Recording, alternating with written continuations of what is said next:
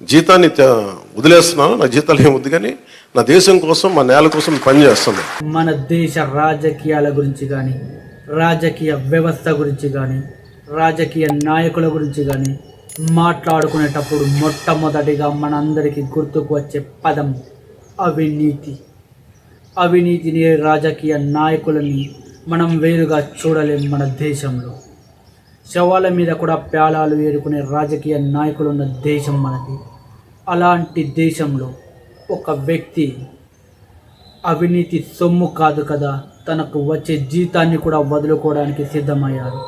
ఆయనే Pawan Kalyan Konidela, Pithapuram MLA, deputy chief minister of Andhra Pradesh.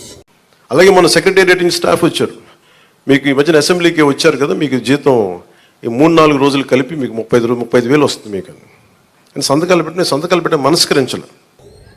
ఆయన మంత్రిగా బాధ్యతలు చేపట్టిన తర్వాత ఆయన శాఖల్ని పరిశీలించడం మొదలుపెట్టారు. ఆయనకు దిమ్మ తిరిగే షాక్ తగిలింది. ఏ శాఖలో కూడా నిధులు లేవని, అభివృద్ధి పనులు జరగడం లేదని ఆయనకు తెలిసింది. ఆయన ప్రజలు కష్టాల్లో ఉన్నప్పుడు, రాష్ట్రం అప్పుల్లో ఉన్నప్పుడు తను జీతం తీసుకోవడం సబబు కాదని ఆయన భావించారు. అందుకే ఆయన జీతాన్ని వదులుకోవడానికి సిద్ధమయ్యారు. నేనేమనుకున్నాను, జీతం తీసుకొని పని చేద్దాం అనుకుంటే, యాక్చువల్గా లోపలికి వెళ్ళి పంచాయతీ నిధులను చూస్తూ ఉంటే డబ్బులు లేవు. పంచాయతీ శాఖలు ఎన్ని వేల కోట్ల అప్పులు ఉన్నాయో తెలియట్లా.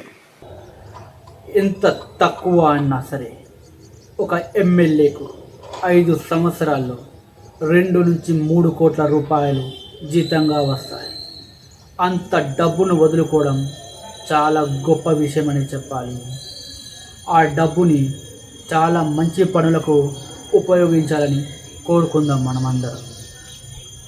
ఇంతటి గొప్ప నేతని, గొప్ప మనసున్న వ్యక్తిని 2019లో 2 నియోజకవర్గాల్లో ఓడించడం చాలా బాధాకరమైన విషయం. ఈ ఎలక్షన్లో పవన్ కళ్యాణ్కు అండగా నిలిచిన పిఠాపురం ప్రజలకు ఖచ్చితంగా మనం కృతజ్ఞతలు తెలపాల్సిందే. మీకు చాలా గొప్ప నాయకుడిగా వచ్చారు. Hats off. పిఠాపురంలో ఒక సభలో ప్రజలతో మాట్లాడుతున్నప్పుడు ఆయన అభిమానులు ఆయన్ని ఓజీ సినిమా ఎప్పుడు విడుదలవుతుందని అడిగారు. సినిమాలు చేసే టైం ఉందంటారా? ఎలాగా మాట ఇచ్చాం కాబట్టి ముందు ఒక 3 నెలలు మీ కనీసం మీరు నన్ను తిట్టకూడదు. కనీసం ఒక్క రోడ్డు గుంతలు కూడా వేయలేదని తిట్టకూడదు కదా మీరు నన్ను.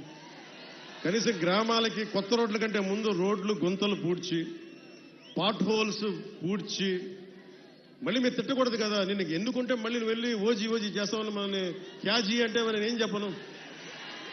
ఒక భయంతో మా నిర్మాతలు కూడా చెప్పాను, కొంచెం క్షమించాలి. మా రాష్ట్ర మా ఆంధ్ర రాజ్య ప్రజలకి మేము కొంత కనీసం సేవ చేసుకొని కుదిరినప్పుడల్లా ఒక 2 రోజులు 3 రోజులు మీకు షూటింగ్ చేస్తాను, ఎక్కడ పనికి అంతరాయం రాకుండా. ముందు రాష్ట్రం, ఆ తర్వాతే సినిమాలు అన్నారు. ముందుగా రాష్ట్రంలో పెండింగ్లో ఉన్న కొన్ని అభివృద్ధి పనులను ప్రారంభించి ఎంతో కొంత అభివృద్ధి చేశాకే సినిమాల వైపు వెళ్తానని చెప్పారు.